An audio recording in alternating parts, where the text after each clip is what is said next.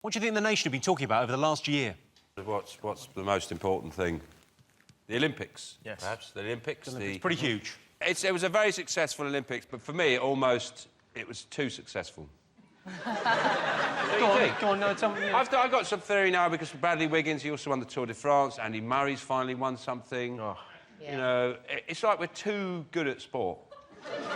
We've got nothing to moan about, yeah. Well, it's just not, not comfortable with that level of success and sense of pride and celebration. It just doesn't... I don't like it.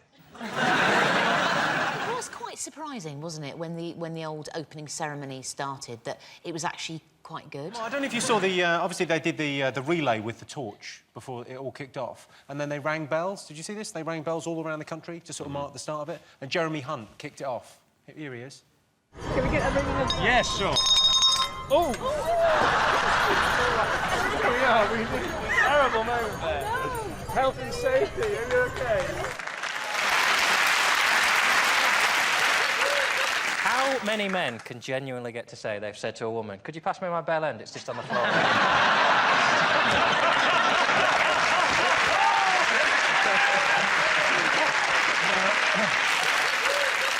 Did you watch the Olympics? Did you... I watched some of it.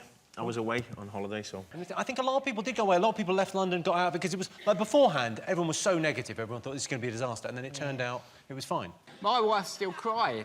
About it? From the Olympics. She's not stopped crying yet. I'm hoping it will stop at some point. You think that's the Olympics? It was the Olympics. It was the levels of emotion, yeah. Twice I had to fill her up with water. She's just dehydrated there, and, you know... You know what I find it has to be said, and I don't like saying it because everyone likes me, he's a really nice bloke, but the Mobot is shit, isn't it? Really embarrassing. It's rubbish. The Usain Bolt thing is brilliant. Super cool. That is just rubbish. Oh, let's have a look. Let's have a look. This is Mo. It's rubbish. It's like a crap someone who doesn't know how to do a teapot. It looks like... This is embarrassing. Well, how is that? Willy, like, those are the balls, and then he's the big shaft. You know, like, balls, big balls. Let's have a look and see if the Olympics is up there. Course. The most talked about thing. Yes, London hosted the Olympics in 2012. The Olympics may be over, but we'll never forget the volunteers and all the hard work they did for free. Not with the way they keep fucking going on about it. John, what do you think the nation should be talking about over the last year? Well, who could forget the wonderful weekend when the economy contracted by £6 billion, or the Diamond Jubilee, as it was called. Oh, I had a good look at an old woman. She didn't smile once. I quite enjoyed the Jubilee. This is what you had to be careful with, you know, because you started talking to people reasonably and saying, have you all seen this shit on the TV? And, like, what sort of idiot goes to watch a flotilla? And they sort of go, we were there, actually. we got there 2 days earlier. We camped out. And you have to backtrack and go, no, it's not for everybody. Did you enjoy it? Because I tell you who didn't really get into it. I tell you who was about as big a fan as John is. It was Eamon Holmes. Have a look at his coverage of the flotilla.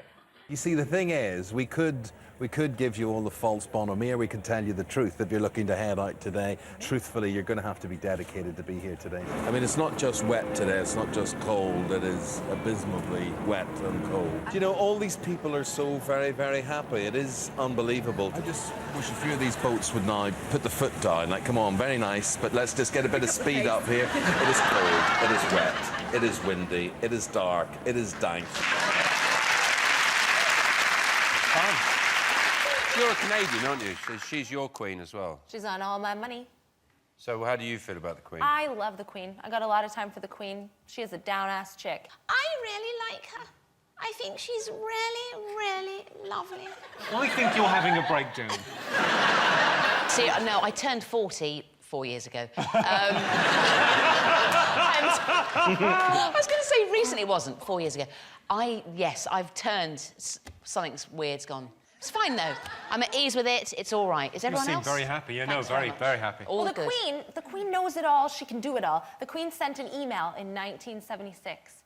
David Cameron just got Twitter, like, a month ago and has fewer followers than Jodie Marsh. Too right. I really enjoyed the Jubilee. But what? I had Dealey Buffers. had dealy boppers, I made cakes, I had bunting, I had a wicker hamper. This is not the actions of a happy person. Come to my party, I've made a cake. But now... Laughter and joy and pleasure.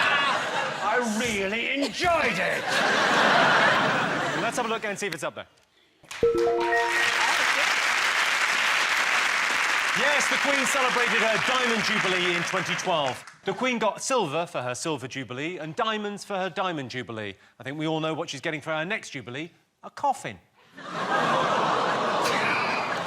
Jim, you've gone too far with that.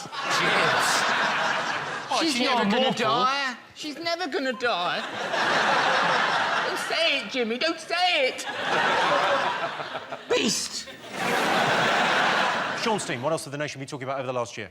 Crisis at the BBC. Yes. Crisis at the BBC. Tell me more. Well, we all know that there's been a crisis at the BBC, and it's been in crisis for some time. And this crisis is a continuing crisis, which has affected the entire BBC. So, I mean, Newsnight were in crisis. Initially, they failed to report on Jimmy Savile, and then they reported that Lord McAlpine was a paedophile when he wasn't. Newsnight, George Entwistle, 54 days in the job as Director General. Yeah. He hadn't even found the toilets. 54 days in the job, he got 450,000 450 grand. For how long? 54 days. That's a lot of fucking money, isn't it? Yeah, for 54 days, that's not bad. it's not bad bad. going. The BBC had to give Lord McAlpine £185,000. as an apology. They should just introduce a not a paedophile bonus at the BBC. Maybe Like an incentive scheme. Yeah. Look, what I need to know is who, out of all of our beloved 70s icons, children presenters, who was clean? Because everything, even, like, you look at Sooty now, you think Sue always had 2 black eyes. No, she didn't. Sweep's full name was Sweep It Under the Carpet. And that Rainbow House. Well, come on. They sewed a zip in so that they could shut him up. Because of what Bungle had done. Well, there's lots of rumours about different presenters, but there's one person I know is not involved in any of it at all. It can't be. It's John Craven, because he's a countryphile.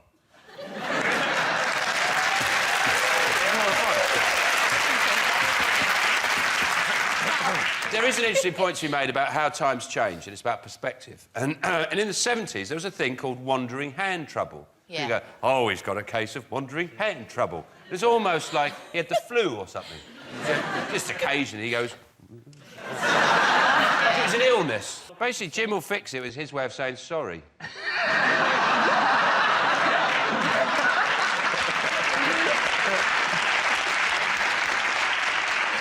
Let's have a look and see if it's up there. Yeah. Yes, the BBC was rocked in 2012 by revelations that Jimmy Savile was a paedophile and Lord McAlpine wasn't. The Savile scandal is obviously terrible, but on the upside, I'm not going to be the worst Jimmy this year. Get him.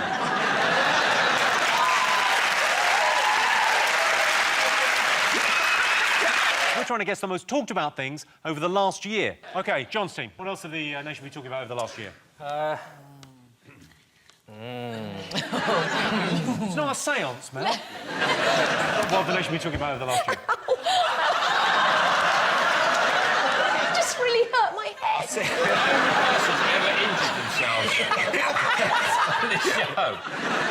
John, what have the nation been talking about over the last year? Well, it can't all be fun, can it? The Leveson... What's good is that it cost millions of pounds and took a year, and his conclusion was, hey, keep an eye on them. One of his comments was like a Yoda thing. He said, who should guard the Guardians? Not no one. Might as well have commissioned Yoda. Who should look after him? Not no one. Well, possibly someone then. Waste of money. Or is he more like a Dalek? He goes, hang on. I like the way we're getting to the heart of the issue here. Does he sound like this?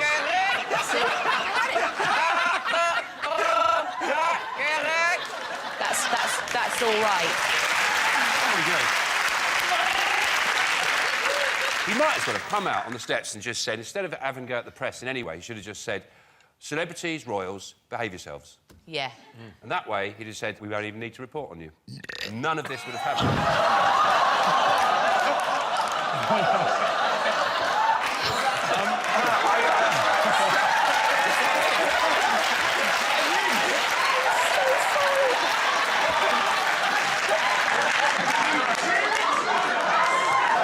just happened. I'm so sorry. I've no idea what gave you that gasp. I'm sure I look forward to reading about it in the papers. No. It was doing the It was doing the Dalek. I'm really sorry. It was going and it brought up something really weird. Is this because you can't do this sort of stuff on British Bake Off? You can't, during the judging of a cake, you can't go...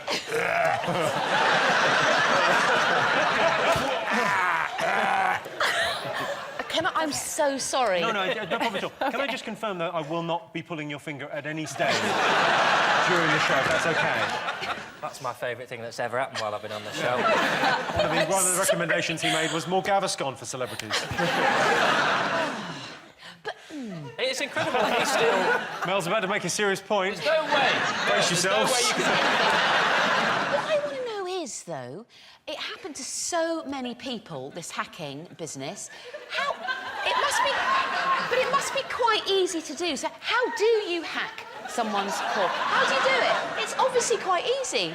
How do you do it? My dad used to hack into my calls back in the 1970s by lifting the receiver on the other phone in the house. With his talons. So I'd be... in the hall. Let him fly off with it. Your dad's a griffin, yes? He's a griffin. I'd be downstairs on the trim phone in the hall, and I'd be going... Your dad would be on his perch. And Dad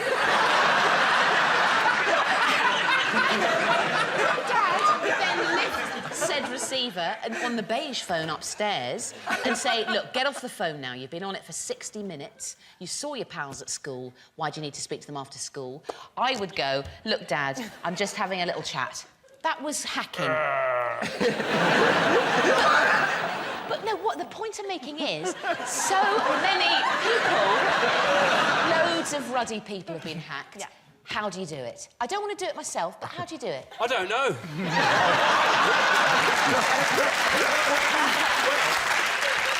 OK, I can tell you it's not one of the most talked about things, but yes, the Leveson Inquiry was all over the papers. After thousands of hours, hundreds of witnesses and millions of pounds, the Leveson Inquiry came to one inescapable conclusion. Piers Morgan is a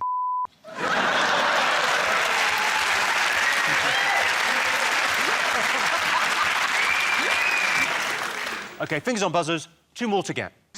Sean. Is it the Jimmy Carr tax scandal?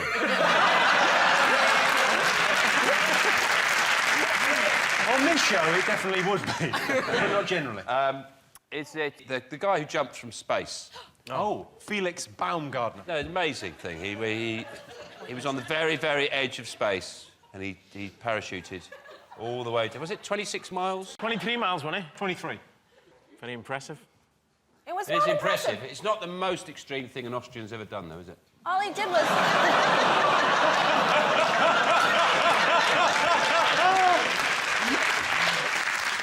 We should take a moment to remember all the animals that they tried with first. Stop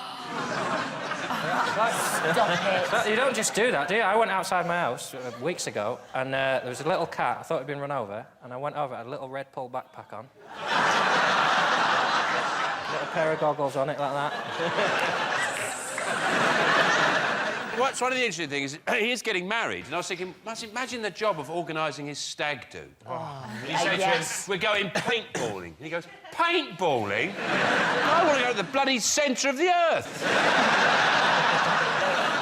OK, let's have a look and see if it's up there. Well done. Yes, daredevil Felix Baumgartner became the first human to break the sound barrier after free-falling from the edge of space. Red Bull backed some incredibly dangerous challenges. Their next project will be to sponsor John Terry to ride a float through the Notting Hill Carnival.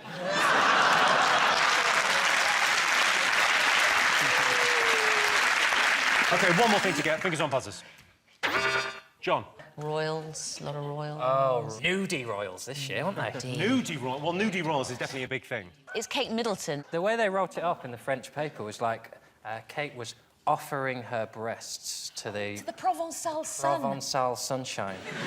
So what's worse, her being photographed from the street, topless in the south of France, or Harry in a private hotel room in Vegas? Well, what's worse is that he did it playing strip billiards. I know. What an arsehole. Nobody plays billiards. I like a bit of strip Kaplunk, don't get me wrong. That's a good guess. It's kind of all or nothing. Strip mousetrap is the crazy one. Strip test cricket. 5 days just to get the vest off. I think the royal nudies should be celebrated. I think they should bring out some commemorative stamps. Norks, Nadgers, Nips and Nunus. And you can collect the whole set. If you've got ginger nuts, though, you go, I'm not licking that.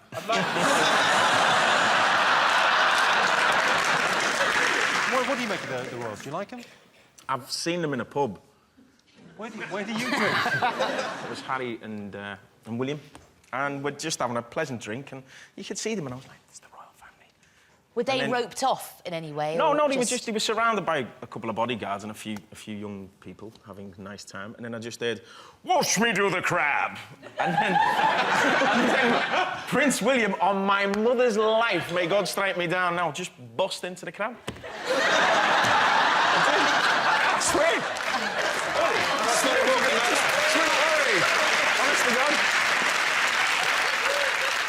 They need bodyguards all the time. Prince Harry's like a toddler, isn't he? He's like playing soldiers, and then you turn around, he's got no pants on, running around like, oh, look, he thinks he's a Nazi. Get the camera, he'll sleep tonight. He's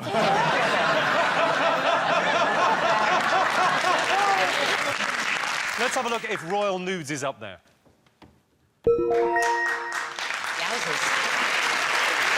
Yes, the royals were photographed in several compromising positions in 2012. Naked photos of Prince Harry were published following his trip to Vegas. You know what they say, what happens in Vegas stays in pages 3, 4, 5, 6 and 7 of The Sun.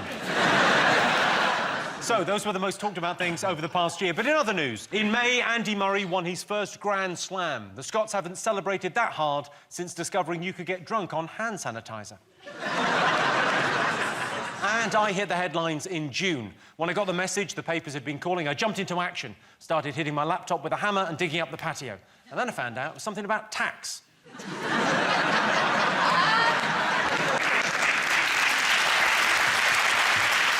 at the end of that round, Sean, Catherine and Stephen have 3 points, John, Mel and Mickey have 2 points.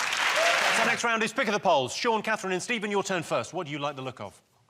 Well, I think we have to pick the picture of Stephen here. OK. So that's you playing Al Capone there in Boardwalk Empire. How did you get the part? Because there are actors in Chicago. I know, it's a weird... To be honest with you, I'd done a film a few years ago called... Gangs of New York. Gangs of New York, yeah, with Martin Scorsese. And he said, I'll work with you again one day. So I was like, you know, you can't say that to me and not do it. And one day I was in the house, me and the missus just having a cup of tea, and the phone went. And I was like, hello, and he went, how you doing, kid? And I was like, yeah, I'm okay. Well, you working? I went, no, I'm not busy at the minute. Okay, I want you to play Al Capone. I went, okay, what? He went, yeah, I'll see, you want to do it? And I was like, yeah, okay. He said, I'll see you in a few weeks. And I went, and the missus went, what the fuck was that? Yeah. And I went, it's incredible. I think he wants me to play Al Capone. It's one of, I mean, he's such a, you know, it's such a tough guy character. Here's your related question. Most women are more attracted to a geek than a tough guy. True or false? What do you think, Catherine? I think we want the same thing men want. It's like a lady in the streets and a freak in the sheets. I want, like, a systems Sorry, what was that we analyst. want? A lady in the streets? You don't even know what you want. Men. Men want... No, I think you've just nailed exactly what I want. I'm going to write it down. A lady in the streets and a freak in the sheets. Yes. I want the opposite. Really? I want someone that will go straight off to sleep and then be mental in the street. I want Mel.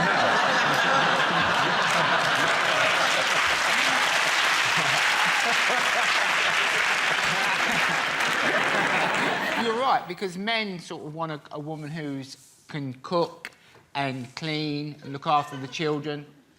That's it, really.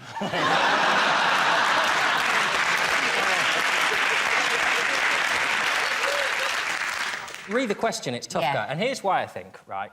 Because if you are nice all the time, then the lady will notice when you are not nice. So if you bring a lady flowers every day and then one day you forget, she'll be like, where's my friggin' flowers? Yeah. If you're an arsehole, then all you've got to do is not be an arsehole for a day. And she's like, oh, Steve's really trying. I don't think he's stolen from my purse this week.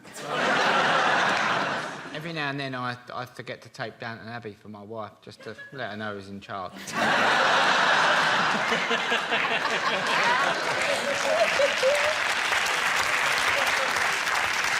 think the most important thing a woman wants in a man, you know, is where he puts towels. That seems to be an obsession.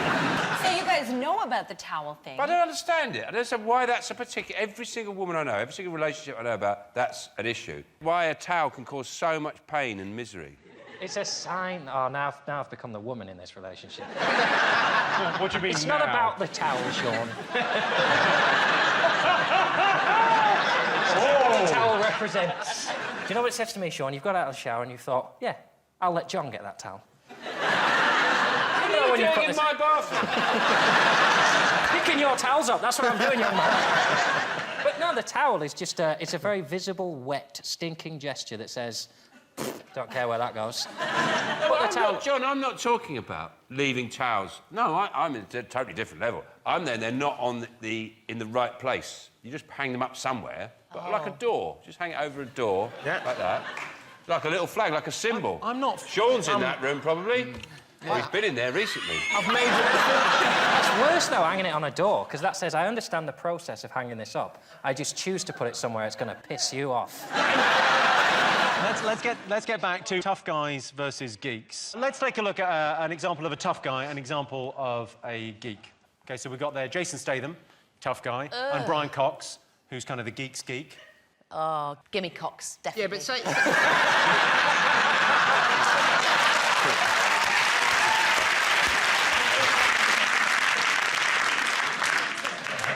Let's get some answers on this. So most women are more attracted to a geek than a tough guy. True or false? What are you going to go for? I don't know. You're a lady. You decide. I think a good woman is attracted to a geek. I think most women are attracted to a tough guy. So you're going false. You're saying most women are attracted to a tough guy. What are you going to go for, John? No, I think young women are attracted to tough men, but the minute they grow up a little bit and realise the mortgage has got to be paid, and, you know, the kids have got to be walked and all that, they come round and they go... got to be walked? You know, like their pets. I tried sending him out on his own, and he stops at the end of the path. And I go, go on. And he goes, I'm only 6, and I go... and he goes...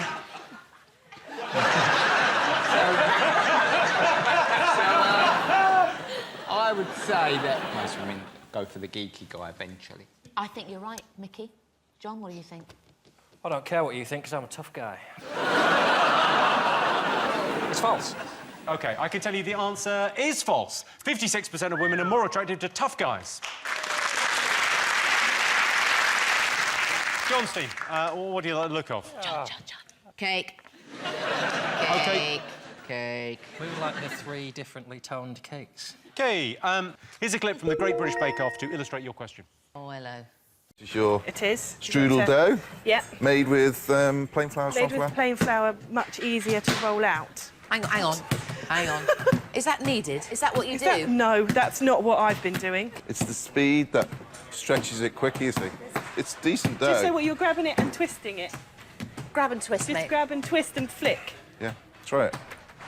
Grab and twist, and then slap and Right toss. over here. Hold it by the end and flick it. This is horrible. No, that looks really good so far that you can... Oh, Catherine! Oh, my God! Oh, it's so hairy. I am so sorry. Don't throw it away. It's really nice. Well, take the carpet out. Wrap it in foil and put it onto your sandwich. It's got green carpet in it. I'm not serving Mary Berry green carpet.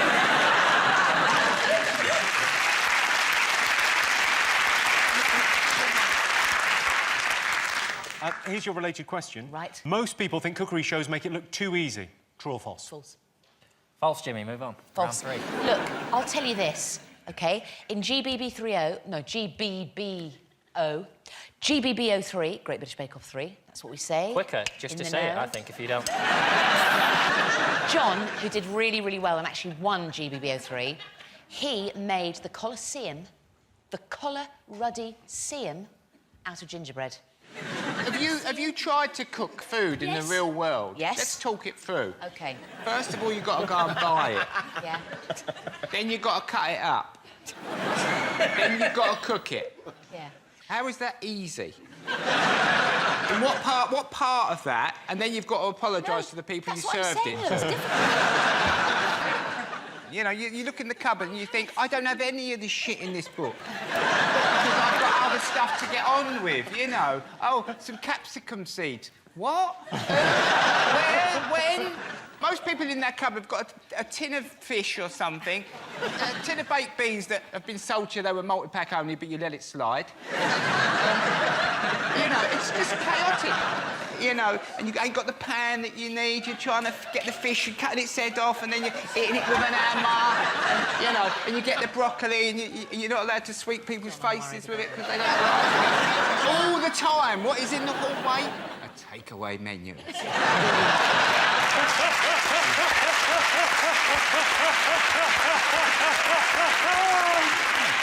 Very good. The Great British Bake Off is obviously it's an incredibly popular show, and apparently baking has become much more popular as a result of it. Yeah. I watched it all. Here's my favourite ever clip. OK. Let's be honest with you. Your name will ring forever. So, let's start with Marianne.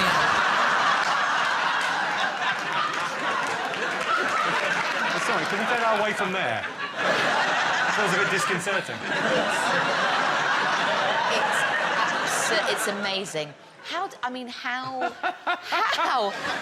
That squirrel is a worldwide internet sensation now. The nuts. Yeah, those nuts have been tweeted worldwide. Yeah. I wish I had a furry penis. Because whenever I felt the urge, very rarely, just sort of put my hand down there. It's nice and furry. You could just go. And people say you could do it on a train, for example. If I put my hand down my trousers on a train, people, what are you doing? You go. But if you say, no, look, it's furry. You go. Oh, that's lovely. That. It's furry. And offering it to other people would be less sinister. Would you like to stroke this? It's furry. Well, John, you do cookery shows in your home. Yeah, sometimes, a little bit, on my own. That's the problem I have. I don't mind the cookery show, the cooking is fine. It's that bit at the end. What they make look easy is suddenly having loads of cool mates who turn up. Like, Jamie Oliver never finishes a flan without the doorbell going, oh, it's my mates who are in a band. We're just riding our mopeds down to the Grand Canyon where we're going to have a picnic. I can finish a meal and just go, oh, there's nobody else here to see this. What a waste of 4 hours of my pissing life that was. Nigella's even worse. She comes down in the middle of the night and goes, hey, they're all upstairs, but I'm just eating flan at 3 o'clock in the morning, but I'm still thin, even though I eat cake at midnight. But if you do that, you'll actually die, you fat bastard. Yeah. So most people think cookery shows make it look too easy. True or false? What are you going to go for, Sean? True. You're going to go true? What do you think, John? We think it's true. You think it's true? OK, I can tell you the answer is true. 72% of people think cookery shows do make it look too easy. I have to admit, I've got a knack for cooking. A knack. She's from Hungary and she's an excellent cook. So at the end of that round, it's 5 points for Sean's team and 4 points for John's team. And the winner is the name of our final round. Here is your question. Worst thing to have tattooed on your body? Is it the time? Have you got any tattoos? Absolutely not. No, would you be tempted? I think the worst thing to have tattooed on your body is ink. No way. I'm thinking of having one done. Oh, well, you should definitely do it. Definitely do it. And go with the first thought you have. What would you get? I want it under the wedding ring. Under the wedding ring? Yeah. I don't know. I think there's something quite romantic about that. Because there's a lot of pain involved in having it done there, apparently. Tattoos on fingers, very painful. I saw this guy and he had the names of various girls he'd been out with on his arm and crossed out. So, to the latest one. And I thought, you remember at school when you used to learn about Henry VIII and his wives? Yeah. And it would say, Catherine of Aragon divorced, Anne Boleyn beheaded, divorced. Divorced, beheaded and died. Divorced, beheaded, survived. Yes. Is that divorced, beheaded, died? It's quite good if you did that with your current girlfriend, the girlfriends of your life. You did that, so you'd have, the first one was, she emigrated to Australia, injunction, restraining order. Then it would be Derek, I was drunk. Well, now let's have a look at some tattoos. So, very famously tattooed is David Beckham. Well, the mighty Wookiee Chewbacca seems to like it. The sleeve ones are rank. this thing that's caught on for having a whole sleeve, because it'll spread to, like, there'll be trouser leg. Yeah. When I was growing up in the East End, you met the odd man who had a cobweb across his face. Yes. That's commitment. That means that, you know, if I don't get that part in Spider-Man, I am in trouble. I'm never sure about that, whether that's to be intimidating or they're just really scared of flies. They'll